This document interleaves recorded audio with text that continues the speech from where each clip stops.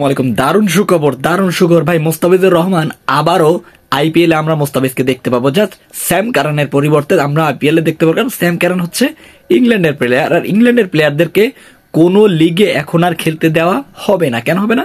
ভারতের মতো, ভারতের যেমন একটা অবকাঠামো রয়েছে, যেমন ভারতের শুধু ভারতের মাঠেই খেলতে পারবে, অন্য কোনো লিগে খেলতে পারবে, ঠিক তেমন একটা সমস্যা দাঁড় করাইছে আপনার ইসিবি।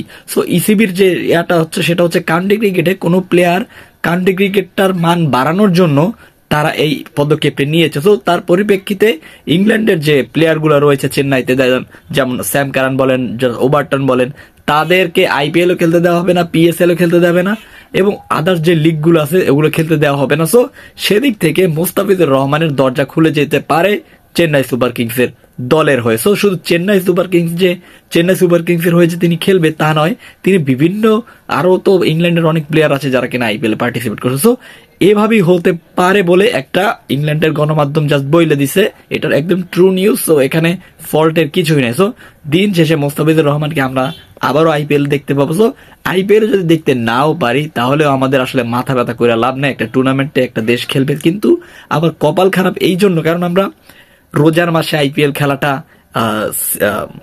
রমজান মাসের তারাবি নামাজ শেষ করে আমরা যখন টিভিটা অন করি তখন কিন্তু আইপিএল খেলাটা চলে। তখন যদি একটু একটাবার চিন্তা করেন, যদি বাংলাদেশের কোনো প্লেয়ার ওখানে খেলে, তার 4টা ওভার দেখার জন্য আমরা মুখিয়ে থাকি।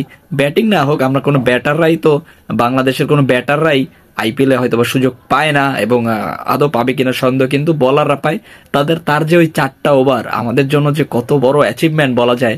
তারা মার খাক 4 ওভারে 60 রান দেখ, 50 রান দেখ, তারপরেও ওই যে বাংলাদেশি আছে, সব দিক ক্ষেত্রে বাংলাদেশিদের আসলে একটা প্রাধান্য দেওয়া উচিত। আর যাই হোক, আপনি কি চান যে আইপিএলে বাংলাদেশি প্লেয়াররা আবার ব্যাক করুক? প্লিজ কমেন্ট করে জানাই দেন। ধন্যবাদ।